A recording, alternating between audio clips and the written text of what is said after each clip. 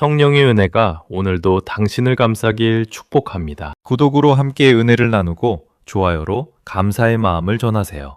댓글에 아멘을 남기시면 기도로 함께 하겠습니다. 예수님이 33년만 살았던 진짜 이유, 성경 속에 감춰진 충격적인 비밀. 목사인 저도 한때 이 질문 앞에서 멈춰섰던 적이 있습니다. 왜 예수님은 33년만 사셨을까? 신학교 시절 조직신학 시간에 이 질문을 던졌을 때 교수님은 잠시 침묵하셨습니다. 그리고 이렇게 말씀하셨습니다. 그 답을 찾는 과정이 곧 당신의 평생 목회가 될 것입니다. 그 후로 20년이 지났습니다. 수없이 많은 성도들과 이 주제를 나누며 기도하며 말씀을 묵상하며 깨달은 것들이 있습니다. 왜 33년이었을까요?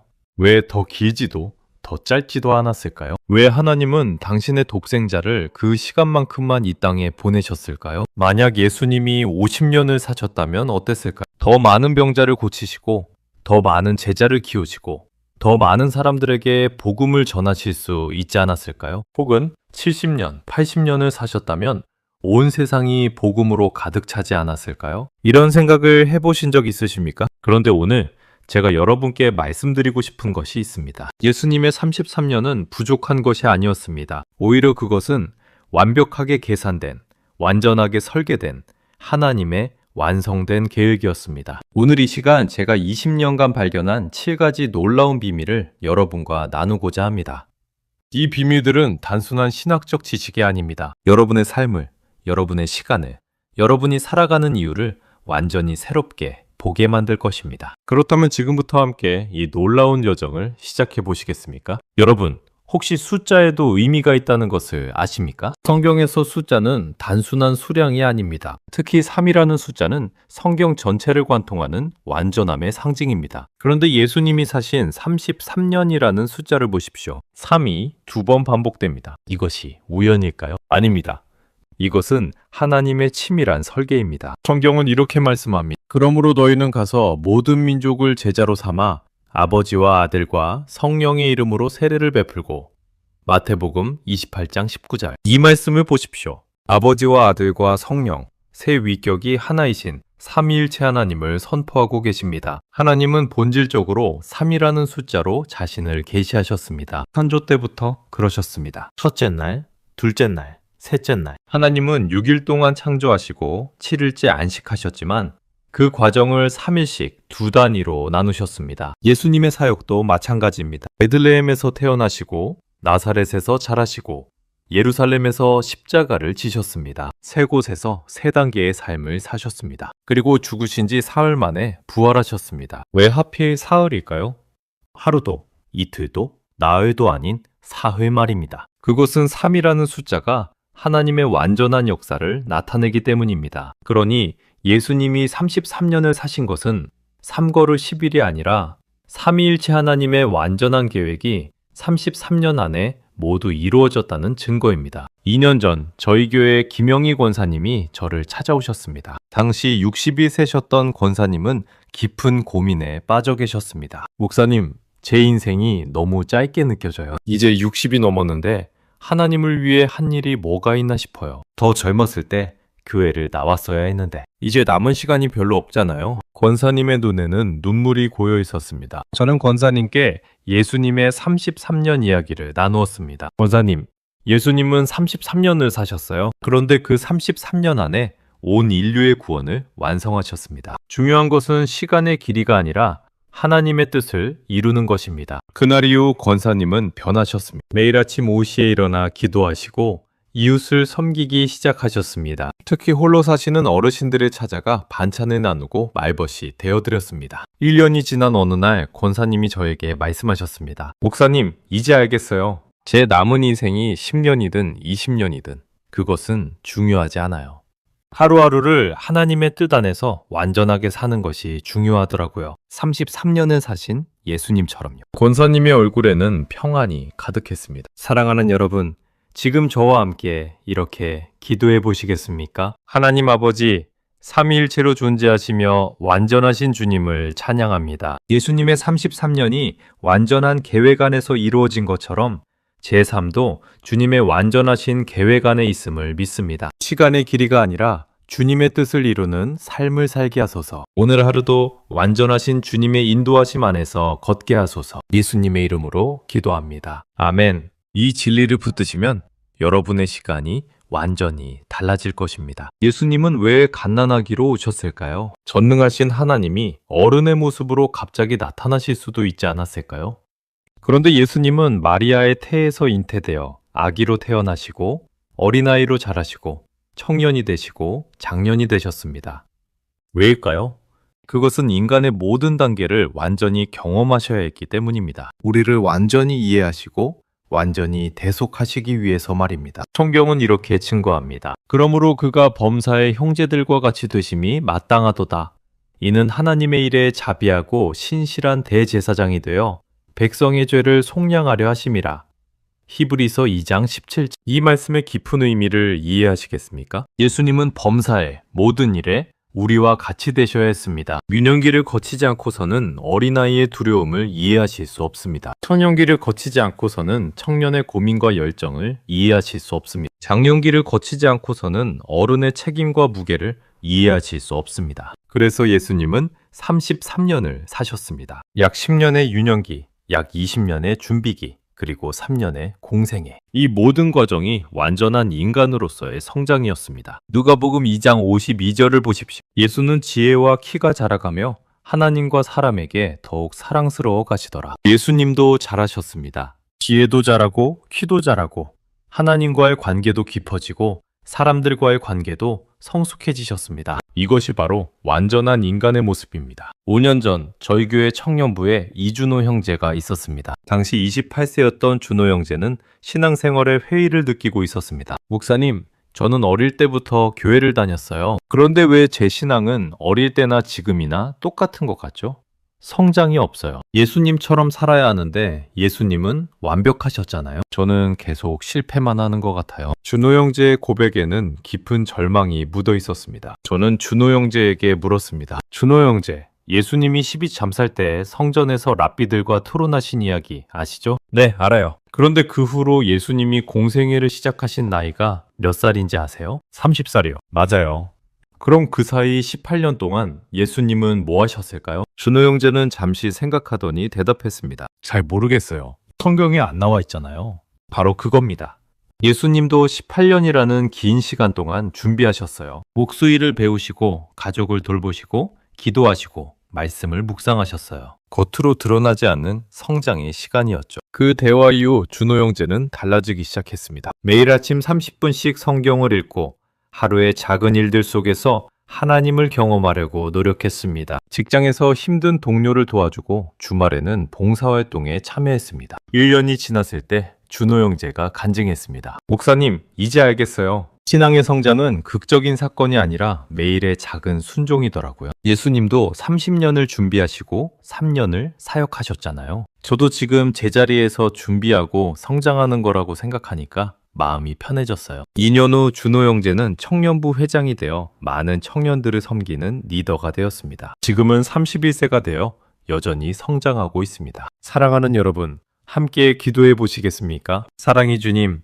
완전한 인간으로 이 땅에 오셔서 우리와 같이 되신 예수님을 찬양합니다. 주님도 잘하셨고 준비하셨고 성장하셨음을 기억합니다. 저도 지금 제자리에서 성장하고 있음을 믿습니다. 급하게 열매를 구하지 않고 매일 조금씩 주님을 닮아가는 삶을 살게 하소서. 유년의 순수함과 청년의 열정과 장년의 성숙함을 모두 경험하게 하소서. 예수님의 이름으로 기도합니다. 아멘. 예수님의 성장 과정을 묵상하면 여러분의 오늘이 새롭게 보일 것입니다. 여러분, 성경이 왜 구약과 신약으로 나뉘어 있는지 생각해 보신 적 있으십니까? 그리고 그 두 언약을 연결하는 분이 누구신지 아십니까? 바로 예수 그리스도이십니다. 예수님의 33년 생애는 구약 4000년 역사의 완성이자 신약 시대의 시작이었습니다. 이것이 바로 예수님이 33년을 사셔야 했던 세 번째 이유입니다. 성경은 분명히 말씀합니다. 내가 율법이나 선지자를 폐하러 온 줄로 생각하지 말라.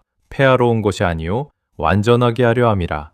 마태복음 5장 17절. 이 말씀을 보십시오. 예수님은 구약을 폐하러 오신 것이 아니라 완전하게 하러 오셨습니다. 구약의 모든 제사 제도는 예수님을 가리키고 있었습니다. 유월절 어린 양은 십자가에서 피 흘리실 예수님의 그림자였습니다. 대제사장이 1년에 한 번 지성소에 들어가 백성의 죄를 속죄하던 것은 예수님이 단 한 번의 제사로 영원한 속죄를 이루실 것을 예표했습니다. 성막의 구조, 회막의 기구, 레위기의 규례들, 모든 것이 예수님을 향하고 있었습니다. 그래서 히브리서 10장 1절은 이렇게 말합니다. 율법은 장차올 좋은 일의 그림자요 참 형상이 아니므로 구약은 그림자였습니다. 그리고 예수님이 바로 그 실체이십니다. 예수님이 오심으로 구약의 모든 약속이 완성되었고 새로운 언약이 시작되었습니다. 그 완성과 시작이 33년 안에 모두 이루어진 것입니다. 3년 전 저희 교회에 최성민 집사님이 등록하셨습니다. 50세의 성민 집사님은 평생 불교 집안에서 자라셨다가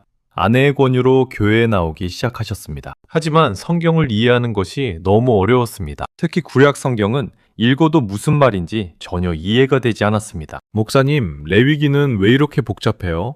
제사 종류도 5가지나 되고 주례도 수백 가지고 이걸 왜 알아야 하나요? 그냥 신약만 읽으면 안 되나요? 집사님의 질문에 저는 이렇게 답했습니다. 집사님, 만약 영화를 중간부터 본다면 어떨까요? 앞부분을 안 보고 말입니다. 이해가 안 되겠죠? 맞아요. 구약은 신약을 이해하는 열쇠예요. 예수님이 누구신지, 왜 십자가에 달리셔야 했는지 구약을 알아야 완전히 이해할 수 있어요. 그날부터 저는 집사님과 함께 구약을 공부하기 시작했습니다. 매주 토요일 오전 1시간씩 만나서 구약의 제사 제도를 공부했습니다. 번제는 무엇이고 소제는 무엇이며 화목제는 무엇인지 하나하나 배워나갔습니다. 3개월이 지났을 때 집사님의 눈이 달라졌습니다. 목사님, 이제 알겠어요. 구약의 모든 제사가 예수님을 가리키고 있었네요.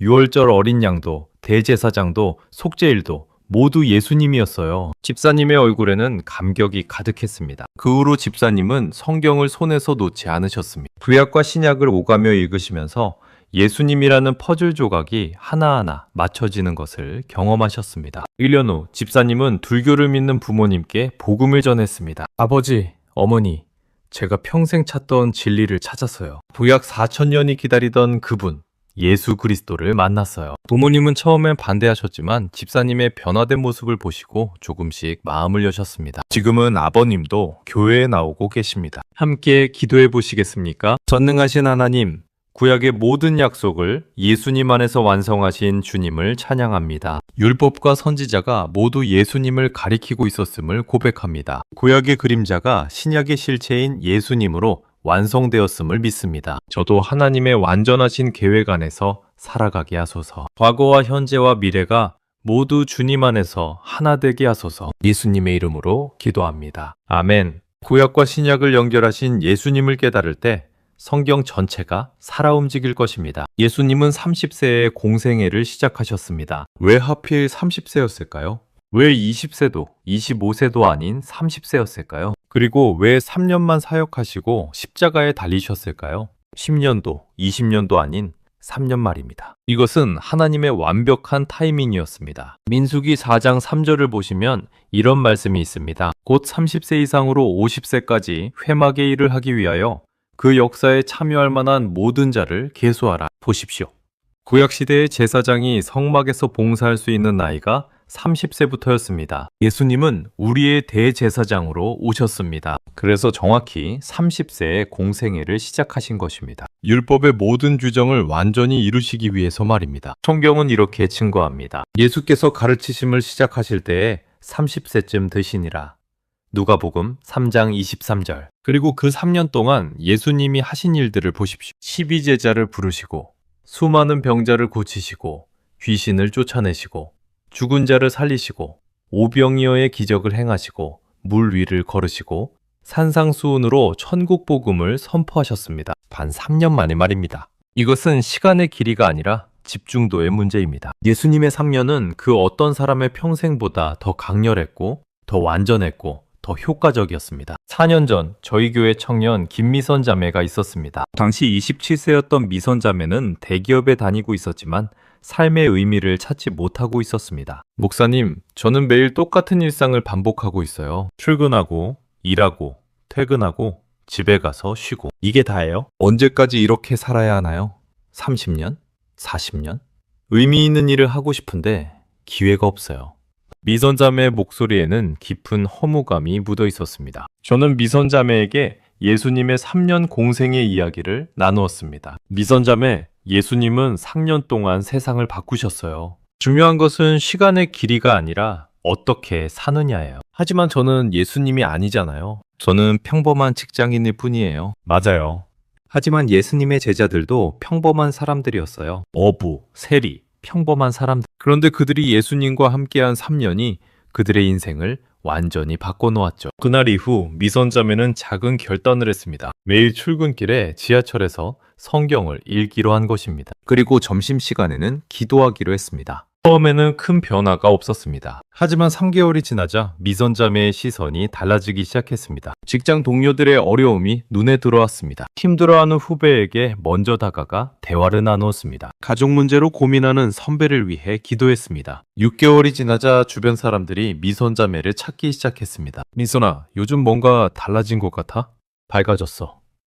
나도 교회 한번 가봐도 될까? 1년 후 미선자매를 통해 3명의 동료가 교회에 등록했습니다. 2년 후 회사에 작은 성경 공부 모임이 생겼습니다. 미선자매가 리더였습니다. 3년 후 미선자매가 간증했습니다. 목사님, 3년 전만 해도 제 삶이 의미 없다고 생각했어요. 그런데 지금은 달라요. 매일매일이 선교의 기회예요. 회사가 선교지예요.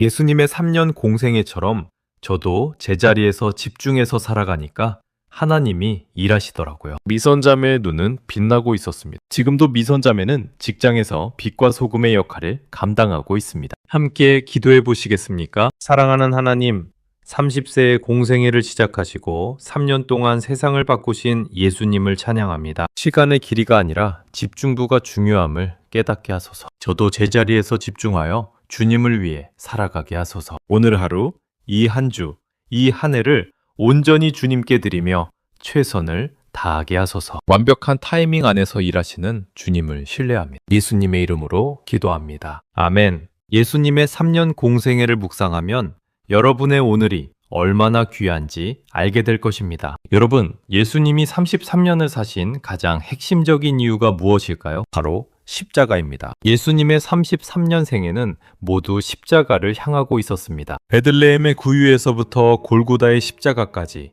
모든 것이 우리를 구원하시기 위한 하나님의 계획이었습니다. 성경은 이렇게 선포합니다. 그가 자기 아들을 아끼지 아니하시고 우리 모두를 위하여 내주시니가 어찌 그 아들과 함께 모든 것을 우리에게 주지 아니하시겠느냐. 로마서 8장 32절. 이 말씀을 보십시오. 하나님은 독생자를 아끼지 않으시고 우리를 위해 내주셨습니다. 왜일까요? 우리를 사랑하시기 때문입니다. 우리를 구원하시기 위해 예수님이 반드시 십자가에 달리셔야 했습니다. 그리고 그 십자가의 죽음이 완전한 속죄제사가 되기 위해서는 예수님이 완전한 인간이셔야 했습니다. 히브리서 2장 14절에서 17절을 보십시오. 자녀들은 혈과 육에 속하였음에 그도 또한 같은 모양으로 혈과 육을 함께 하심은 죽음을 통하여 죽음의 세력을 잡은 자, 곧 마귀를 멸하시며 또 죽기를 무서워하므로 한평생 매여 종로로 타는 모든 자들을 놓아주려 하심이니 그러므로 그가 범사에 형제들과 같이 되심이 마땅하도다. 이는 하나님의 일에 자비하고 신실한 대제사장이 되어 백성의 죄를 속량하려 하심이라. 예수님은 우리와 같은 혈과 육을 입으셔야 했습니다. 우리를 대신해서 죽으시기 위해서 말입니다. 그리고 그 죽음이 완전한 제사가 되려면 흠없는 어린 양이셔야 했습니다. 33년의 생애 동안 한 번도 죄를 짓지 않으셨습니다. 완전한 순종의 삶을 사셨습니다. 그래서 그 십자가의 피가 우리의 모든 죄를 씻기에 충분했습니다. 7년 전 저희 교회에 박준영 형제가 찾아왔습니다. 35세의 준영 형제는 과거에 큰 범죄를 저질렀던 사람이었습니다. 생명죄로 3년간 복역하고 출소한 지 1년이 지난 상태였습니다. 목사님, 저는 용서받을 수 없는 사람이에요. 제가 한 짓을 생각하면 하나님도 저를 용서하실 수 없을 거예요. 너무 많이, 너무 크게 죄를 지었어요. 준영 형제의 눈에는 깊은 죄책감과 절망이 가득했습니다. 저는 준영 형제에게 십자가의 의미를 설명했습니다. 준영 형제, 예수님의 십자가는 모든 죄를 용서하기에 충분합니다. 작은 죄도 큰 죄도 모두 예수님의 피가 우리의 모든 죄를 씻어줍니다. 하지만 제 죄는 너무 커요. 사람들을 속이고 돈을 훔치고 가족들에게 상처를 주고 이런 죄도 용서받을 수 있나요? 요한일서 1장 7절을 봅시다. 그 아들 예수의 피가 우리를 모든 죄에서 깨끗하게 하실 것이요. 보세요. 모든 죄라고 하셨어요. 작은 죄만, 착한 사람의 죄만이 아니라 모든 죄예요. 그날 준영 형제는 무릎을 꿇고 통곡하며 기도했습니다. 하나님, 저를 용서해 주세요. 예수님의 십자가 피로 저의 모든 죄를 씻어 주세요. 저는 정말 죄인입니다. 하지만 예수님의 피를 믿습니다. 그 기도 후 준영 형제의 삶이 변하기 시작했습니다. 매일 새벽 5시에 일어나 기도했습니다. 작은 식당에서 설거지 일을 시작했습니다. 힘들고 더러운 일이었지만 감사하며 일했습니다. 6개월 후 식당 주인이 준영 형제를 신뢰하기 시작했습니다. 1년 후 주방 보조로 승진했습니다. 2년 후 요리를 배워 주방장이 되었습니다. 3년 후 작은 식당을 인수할 기회가 생겼습니다. 은행에서는 전과자에게 대출을 해주지 않았지만 교회 성도들이 모금해서 도와주었습니다. 4년 후 준영 형제는 자기 식당을 운영하게 되었습니다. 그리고 그 식당 수익의 10%를 출소자 재활을 돕는 단체에 기부하기 시작했습니다. 5년 후 준영 형제가 간증했습니다. 저는 죽어마땅한 죄인이었습니다. 하지만 예수님의 십자가가 저를 살렸습니다. 예수님의 피가 저의 모든 더러운 과거를 씻어주셨습니다. 이제 저는 새 사람입니다. 새로운 삶을 살아갑니다. 지금도 준영 형제는 식당을 운영하며 하나님의 사랑을 전하고 있습니다. 특히 출소자들을 고용해서 일자리를 제공하고 새로운 삶을 시작할 수 있도록 돕고 있습니다. 함께 기도해 보시겠습니까? 거룩하신 하나님, 독생자 예수님을 십자가에 내주시기까지 우리를 사랑하신 주님을 찬양합니다. 예수님의 보혈이 우리의 모든 죄를 씻기에 충분함을 고백합니다. 어떤 죄도, 어떤 과거도 예수님의 피 앞에서는 깨끗해질 수 있음을 믿습니다. 저의 모든 죄악을 십자가 아래 내려놓습니다. 예수님의 보혈로 씻음받고 새로운 삶을 살게 하소서. 십자가의 사랑을 날마다 기억하며 살아가게 하소서. 예수님의 이름으로 기도합니다. 아멘. 십자가의 능력을 믿으시면 여러분의 모든 과거가 새로워질 것입니다. 예수님의 33년 생애가 십자가로 끝났다면 어땠을까요? 그것은 실패였을 것입니다. 하지만 예수님은 사흘 만에 부활하셨습니다. 이것이 바로 예수님이 33년을 사신 6번째 이유입니다. 부활을 통해 영원한 생명을 증거하시기 위해서 말입니다. 고린도전서 15장 14절과 17절을 보십시오. 그리스도께서 만일 다시 살아나지 못하셨으면 우리가 전파하는 것도 헛것이요 또 너희 믿음도 헛것이며 그리스도께서 다시 살아나신 일이 없으면 너희의 믿음도 헛되고 너희가 여전히 죄 가운데 있을 것이요. 보십시오. 부활이 없다면 우리의 믿음은 헛된 것입니다. 하지만 예수님은 부활하셨습니다. 죽음을 이기시고 음부의 권세를 깨트리시고 사망에 쏘는 것을 제거하셨습니다. 그리고 그 부활을 통해 우리에게 영원한 생명의 소망을 주셨습니다. 예수님의 33년은 이 땅에서의 삶으로 끝나지 않았습니다. 부활하셔서 지금도 살아계십니다. 하늘 보좌 우편에 앉으셔서 우리를 위해 중보기도 하고 계십니다. 그리고 언젠가 다시 오실 것입니다. 이것이 우리의 소망입니다. 6년 전 저희 교회에 이명숙 권사님이 있었습니다. 당시 58세였던 명숙 권사님은 말기암 진단을 받았습니다. 의사는 6개월에서 1년 정도 남았다고 했습니다. 권사님은 큰 충격을 받으셨습니다. 목사님, 저는 죽는 게 너무 무서워요. 죽으면 어떻게 되는 거예요? 정말로 천국이 있나요? 혹시 그냥 사라지는 건 아닐까요? 권사님의 목소리는 떨리고 있었습니다. 저는 권사님을 위해 기도하며 부활의 복음을 나누었습니다. 권사님, 예수님이 부활하신 것을 믿으시죠? 네, 믿어요.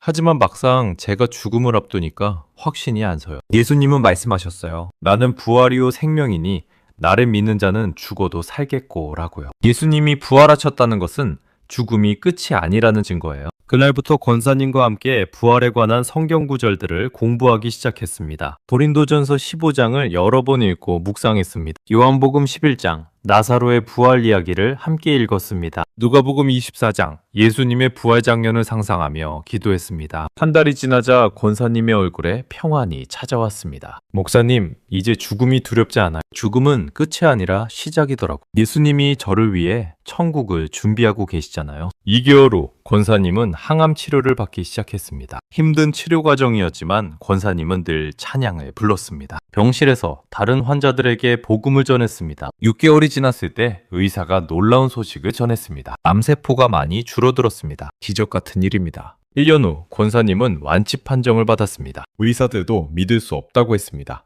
하지만 권사님은 이렇게 고백했습니다. 치유되어서 감사하지만 더 감사한 것은 죽음의 두려움에서 자유로워진 거예요. 이제는 언제 죽어도 괜찮아요. 왜냐하면 예수님이 부활하셨으니까요. 저도 부활할 거예요. 지금도 명숙 권사님은 건강하게 신앙생활을 하고 계십니다. 그리고 암 환자들을 찾아가 부활의 소망을 전하고 있습니다. 함께 기도해 보시겠습니까? 영원하신 하나님, 죽음을 이기시고 부활하신 예수님을 찬양합니다. 예수님의 부활이 우리의 부활을 보증하심을 믿습니다. 죽음은 끝이 아니라 영원한 생명으로 가는 통로임을 고백합니다. 죽음의 두려움에서 저를 자유케 하시고 부활의 소망 가운데 살게 하소서. 오늘도 영원을 바라보며 의미 있는 삶을 살아가게 하소서. 다시 오실 주님을 기다리며 깨어있게 하소서. 예수님의 이름으로 기도합니다. 아멘. 부활을 믿으시면 죽음도 두렵지 않을 것입니다. 마지막 7번째 이유. 예수님이 33년만 사신 이유는 우리에게 삶의 질적 완성에 대한 교훈을 주시기 위해서입니다. 세상은 양을 말합니다. 더 길게, 더 많이, 더 크게. 하지만 하나님은 질을 말씀하십니다. 더 깊게, 더 온전하게, 더 완전하게. 예수님의 33년은 시간의 길이가 중요한 것이 아니라 그 시간을 어떻게 사느냐가 중요하다는 것을 보여주셨습니다. 요한복음 17장 4절에서 예수님은 이렇게 기도하셨습니다. 아버지께서 내게 하라고 주신 일을 내가 이루어 아버지를 이 세상에서 영화롭게 하였사오니. 보십시오. 예수님은 33년 만에 이루었다고 선포하셨습니다. 하나님께서 주신 모든 일을 완성하셨습니다. 50년도, 70년도 아닌 33년 만에 말입니다. 그리고 십자가에서 마지막으로 외치셨습니다. 다 이루었다.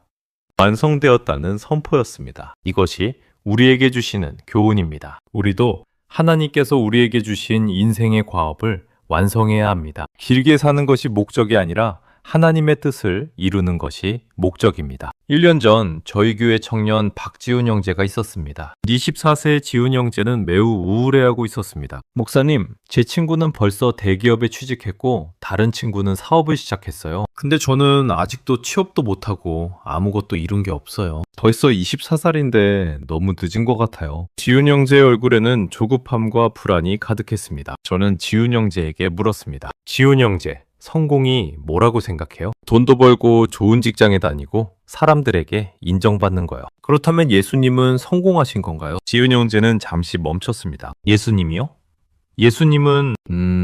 예수님은 33년을 사시고 십자가에서 죽으셨어요. 돈도 없었고 집도 없었고 세상적으로는 실패자처럼 보였죠. 하지만 그분이야말로 가장 성공한 인생을 사신 거예요. 왜냐하면 하나님의 뜻을 완전히 이루셨으니까요. 그 대화 이후 지훈 형제는 생각을 바꾸기 시작했습니다. 취업에만 집중하던 곳에서 벗어나 하나님이 나에게 원하시는 것이 무엇일까? 를 고민하기 시작했습니다. 매일 아침 30분씩 기도하며 하나님의 뜻을 구했습니다. 성경을 읽으며 자신의 달란트를 발견하려고 노력했습니다. 3개월 후 지훈 형제는 한 가지 깨달음을 얻었습니다. 저는 사람들을 돕는 것을 좋아해요. 그리고 컴퓨터도 잘 다루고요. 이 두 가지를 어떻게 하나님을 위해 쓸 수 있을까요? 그 고민 끝에 지훈 형제는 사회적 기업에 지원했습니다. IT 기술로 소외계층을 돕는 회사였습니다. 월급은 대기업의 절반밖에 안 됐지만 지훈 형제는 기쁘게 일했습니다. 6개월 후 지훈 형제는 노인들에게 스마트폰 사용법을 가르치는 프로그램을 개발했습니다. 1년 후 그 프로그램이 전국적으로 확산되었습니다. 수천 명의 노인들이 지훈 형제가 만든 프로그램으로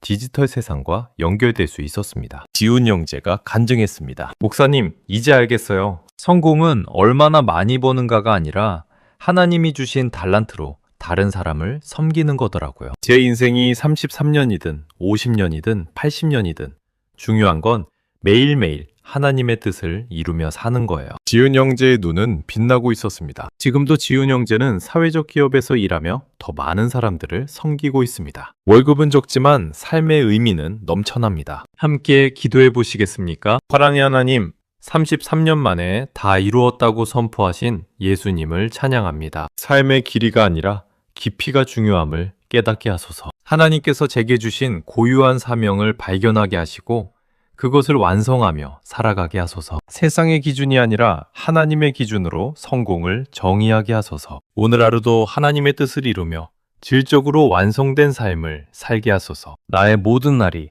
하나님께 영광이 되게 하소서. 예수님의 이름으로 기도합니다. 아멘. 이 진리를 붙드실 때 여러분의 매일이 의미로 가득 찰 것입니다. 지금까지 나눈 7가지 놀라운 비밀을 하나의 기도로 드리겠습니다. 함께 기도하시겠습니까? 전능하신 삼위일체 하나님, 오늘 이 시간 예수님의 33년 생애에 담긴 놀라운 비밀들을 깨닫게 하심을 감사드립니다. 완전수 3의 신비로 완벽하게 계획하시고 완전한 인간으로 성장하시며 구약을 완성하시고 신약을 여시며 3년의 집중된 사역으로 세상을 바꾸시고 십자가로 구속을 완성하시고 부활로 영원한 생명을 증거하시며 우리에게 질적 완성의 교훈을 주신 예수님을 찬양합니다. 저는 고백합니다.